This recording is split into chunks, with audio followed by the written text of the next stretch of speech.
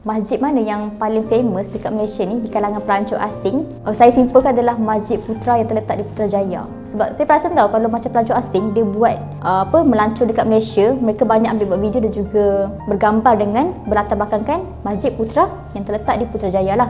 Okey, so kita cerita sikitlah mengenai Masjid Putra yang terletak di Putrajaya, which is dia siap dibina pada 9 Mac tahun 1999, dan asal usul kepada nama Masjid Putra itu adalah diambil sempena Perdana Menteri Malaysia yang pertama, iaitu Tunku Abdul Rahman Putra Al-Haj. Okey, so Putra itulah diambil kan. Okey, jadi kelebihan Masjid Putra ni adalah dia mampu menampung lebih kurang 15,000 jemaah pada satu masa lah, dan ianya mempunyai 4 aras. Bawah sekali tu kalau kita tengok sebenarnya ada tempat auditorium lah untuk kelas-kelas, untuk mengadakan ceramah kan, yang boleh menempatkan lebih kurang ke 400 ke 500 orang. Ada bilik pengurusan jenazah, library dan sebagainya. Dan kita tengok juga bawah tu sekali ada tempat untuk kawasan atau laluan untuk penjalan kaki nak jogging pagi-pagi tu kan, bersiar-siar bawah tu. Dan seterusnya kepada ruang utama untuk solat, jadi memang besar, dan kita tengok juga tahu ada satu tiang yang berketinggian lebih kurang 116 meter. So tiang masjid tu sebenarnya dia dibuat adalah sebagai tempat sebenarnya untuk laman untuk menampung jemaah yang solat di luar.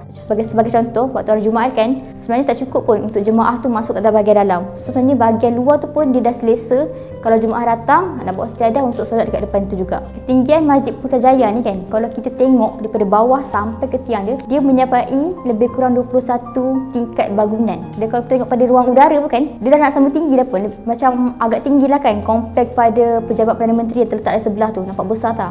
Memang nampak besar lah kan. So Masjid Putra ni dia berdekatan juga dengan dataran Putrajaya kat depan je. Dan yang paling best kalau kita perasan view dia, bila kita tengok dekat luar, dia akan bertentangan dengan masjid besi.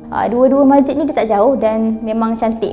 Dua-duanya ada kelebihan masing-masing, dua-duanya cantik dan dua-duanya tujuannya samalah, untuk tempat beribadah, tempat untuk menyebarkan agama Islam, dakwah sosial dan sebagainya sama juga. So kalau kita berkunjung ke Putrajaya, mungkin kat sini ada yang bukan orang Selangor. So apa yang best kat Putrajaya adalah dia berdekatan dengan Tasik Putrajaya, sebelah-sebelah, ataupun Tasik tu sendiri pun berada dekat, dah masuk kawasan Tasik sendiri kan, dekat atas macam terapung kan. So kat situ kita boleh juga ada aktiviti naik cruise. So kalau nak naik cruise tu bolehlah tengok petang-petang, tengok sunset.